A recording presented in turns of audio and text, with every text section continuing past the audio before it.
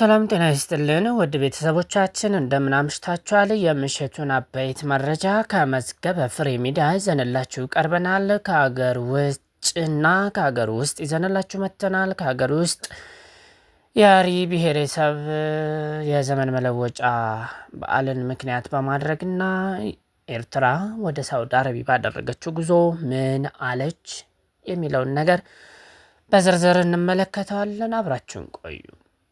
የአሪ ብሔረሰብ የዘመን መለወጫ ዲስታጊና በዓል የማርበርግ ቫይረስ ስርጭት ስጋት በማሳደሩ ምክንያት ዘንድሮ እንደማይከበር የአሪ ዞን ዋና አስተዳዳሪ አቶ አብርሃም አታ ለቲክቫ ኢትዮጵያ ገልጸዋል።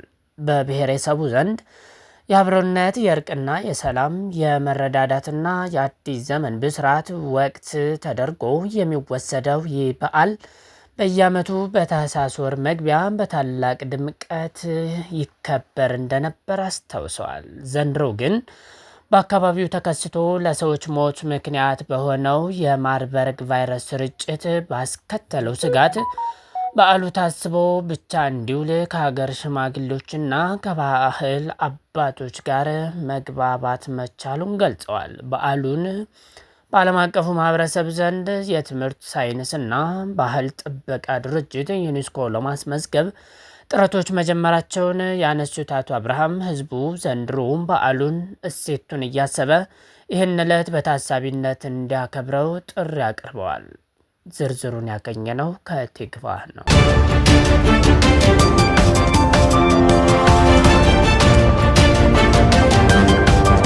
የኤርትራ ፕሬዝዳንት ኢሳያስ አፈወርቂ ከሳውዲ አረቢያ ልዑል አልጋ ወራሽ መሐመድ ቢን ሰልማን ጋር ተነጋግረዋል።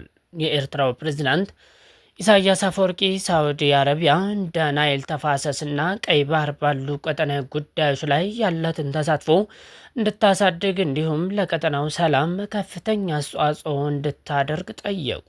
ሳውዲ አረቢያም በእነዚህ በወሳኝ ቀጠናዊ ጉዳዮች ላይ ምክክር ለማድረግ ወደ ኤርትራ ልዑክ እንደምትልክ ገልጻለች ተብሏል። ለ4 ቀናት የስራ ጉብኝት በሪያድ የሚገኙት ፕሬዝዳንት ኢሳያስ ይህንን ጥያቄ ያቀረቡት ታኅሳስ 1 2018 ዓ.ም ከሳውዲ ልዑል አልጋ ወራሽ መሐመድ ቢን ሰልማን ጋር ንግግር ባደረጉበት ወቅት እንደሆነ የኤርትራ የማስታወቂያ ሚኒስትር አቶ የማነ ገብረ መስቀል አስታውቋል። ኢሳያስ ከትናንት በስቲያ ማክሰኞ ዕለት ወደ ሳውዲ ያቀኑት በንጉስ ሰልማን ቢን አብዱልአዚዝ አልሳውድ ግብዣ እንደሆነ ተገልጿል። በሪያድ ከሳውዲ መንግስት ከፍተኛ ባለስልጣናት ጋር ስብሰባዎችን እንደሚያደርጉም የማስታወቂያ ሚኒስትሩ ጠቅሰው ነበር። የማስታወቂያ ሚኒስትሩ ረቡዕ በኤክስ ገጻቸው ያጋሩት መረጃ እንደሚያመለክተው